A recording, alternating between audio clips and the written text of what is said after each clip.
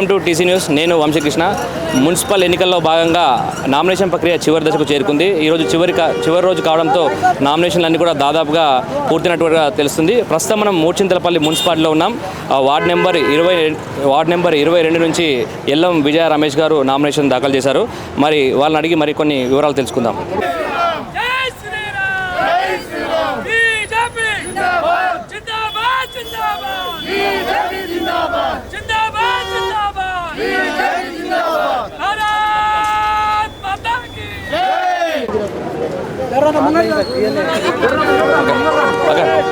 నమస్తే మేడం.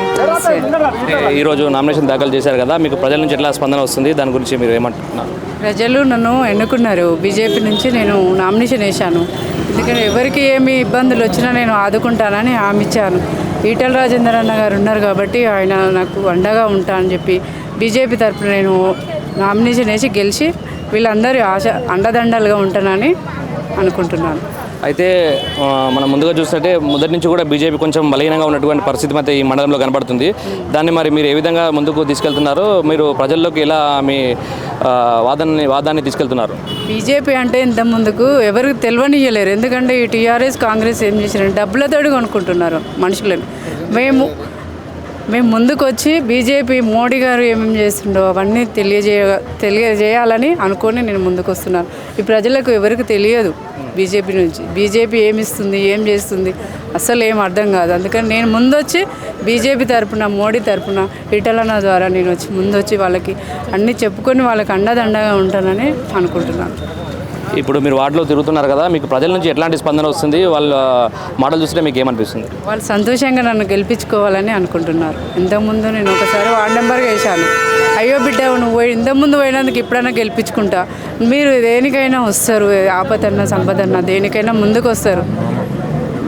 20 ఏళ్ళ నుంచి మా మామయ్య కూడా సర్పంచ్ చేసిండు, ఉప సర్పంచ్ చేసిండు, ఎంపీటీసీ చేసిండు. ఆ అనుభవం మాకుంది కాబట్టి నేను ప్రజలలోకి వెళ్ళి వాళ్ళది కత్తి లేదు, నా నెత్తి లేదు కాబట్టి బీఆర్ఎస్కు ఓటేస్తే 2 ఏళ్లలో ఈ మల్లారెడ్డి గారు ₹1 పని ఎట్లా చేయలేదో రేపు 3 ఏళ్ళు కూడా ఈ బీఆర్ఎస్ చైర్మన్ గెలిస్తే రూపాయి పని చేయడు. సుఖాలు చూసుకోవాలని అనుకుంటున్నాను. ఇది ఇక్కడ మనకు సీనియర్ నాయకులు సుధాకర్ నాయక్ గారు ఉన్నారు. వారి మాటలు కూడా తెలుసుకుందాం. సార్ నమస్కారం. నమస్తే అన్నయ్య. మీరు దాదాపుగా బీజేపీ పార్టీకి 20-25 ఏళ్ళ నుంచి మీరు సేవలు అందిస్తున్నట్టుగా మాకు అందరికీ కూడా సమాచారం ఉంది. అయితే అప్పటికి ఇప్పటికున్న తేడా ఏంటి, ప్రజల్లో ఎలాంటి మార్పు వస్తుందని మీరు అనుకుంటున్నారు? మీ అనుభవాలు మాకు ఒక షేర్ చేసుకోండి.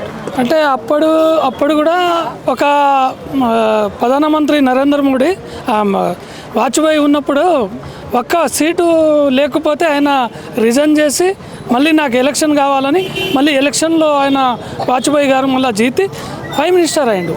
అదే వాజ్పేయి తరఫున ఆయన ఏం చేసిండంటే సడాక్ యోజన పథకం పెట్టిండు, కొన్ని గల్లీలో సీసీ రోడ్ వేసిండు.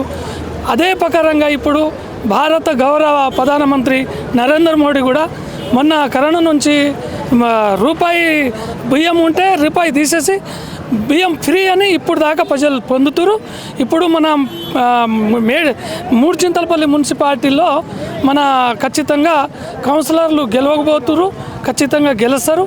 మేము అభివృద్ధి చేస్తామని మీ ద్వారా, మన మీడియా ద్వారా కూడా ఖచ్చితంగా సలహా సూచనలు మీరు మమ్మల్ని ఇది చేస్తారని మేము వాయించి, మళ్ళీ రెండోది కొన్ని పథకాలు అప్పుడు బీజేపీ అంటేనే మేము ఉన్నప్పుడు కొన్ని జాగాల ఒక ఆటన మందం తెలుసు. ఇప్పుడు రూపాయి తెలిసిపోయింది ప్రజలకు. ఇప్పుడు గవర్నమెంట్ కూడా మొన్న జస్ట్ ఎంత 8 మంది ఎమ్మెల్యేలు, 8 మంది ఎంపీలు వచ్చారు, రాజ్యసభ సభ్యులు, ఎమ్మెల్సీలు అందరూ వచ్చారు కాబట్టి బీజేపీ ఖచ్చితంగా మనకు లీడ్ ఇస్తుంది, గెలుస్తాము. 24 కౌన్సిలర్ల ఖచ్చితంగా గెలుస్తామని ఊపు ఉన్నది. ఈరోజు ఆయన గౌరవ మాజీ మంత్రి మళ్ళీ ఎంపీకి మన మల్కాజ్గిరి ఆయన కూడా వచ్చిండు, సంతోషం. ఈటెల రాజేందర్ సార్ కూడా వచ్చిండు. ఆయన తరపున కూడా కొన్ని ఈ మల్కాజ్గిరిలో పార్లమెంట్లో కూడా కొన్ని నిధులు కూడా కేటాయించడం జరుగుతుంది. మొన్న మున్సిపాలిటీకి కూడా కొన్ని 16 కోట్ల నిధులు ఆయన చేయబట్టుకే మొన్న నిధులు వచ్చినాయి. ప్రతి మా ప్రజలు కూడా, మన ప్రజలు అందరూ ప్రజలు ఖచ్చితంగా బీజేపీకి ఓటేస్తామని ఎదురు చూసి ఈసారి ఖచ్చితంగా ఓటేస్తారని ఆశిస్తూ మీరు అవకాశం ఇచ్చిన దానికి చాలా చాలా ధన్యవాదాలు. మీ మీడియా కూడా మా ఎంబడి ఉంటుందని ఆశిస్తూ ప్రతి గల్లీలో మీ ఏది ఉన్నా కూడా మేము మీతో పాటు షేర్ చేసుకొని మా అన్నలాగా మా తమ్మునిలాగా షేర్ చేసుకొని మేము మీతోటి ఉంటాం. మాకు అవకాశం ఇచ్చిన దానికి మీకు ధన్యవాదాలు. నా పేరు సుధాకర్ నాయక్, మాజీ రంగారెడ్డి జిల్లా గిరిజన మోర్చా అధ్యక్షుడిని. ప్రస్తుతానికి మేడ్చల్ రూరల్ జిల్లా కూడా గిరిజన మోర్చా కొనసాగిస్తున్నా. వార్డ్ నెంబర్ చేసిన అన్నీ చేసినాం. మీరు అడిగిన దానికి చాలా మంచి సంతోషమాన మీకు ధన్యవాదాలు. అయితే గతంలో లాగా పరిస్థితి లేదు. ప్రజలు మారుతున్నారు, ఓటర్లు మారుతున్నారు. ఖచ్చితంగా బీజేపీకి మంచి రోజులు రాబోతున్నాయని నాయకులు విజయ్ నాయకులందరూ కూడా చెప్తున్నటువంటి పరిస్థితి కనబడుతుంది. మూచింతలపల్లిలో ఖచ్చితంగా కమలం జెండా ఎగరవేస్తాం, భారీ విజయాలు సాధిస్తామని మనకు చెప్తున్న సందర్భం కనిపిస్తుంది. Over to studio.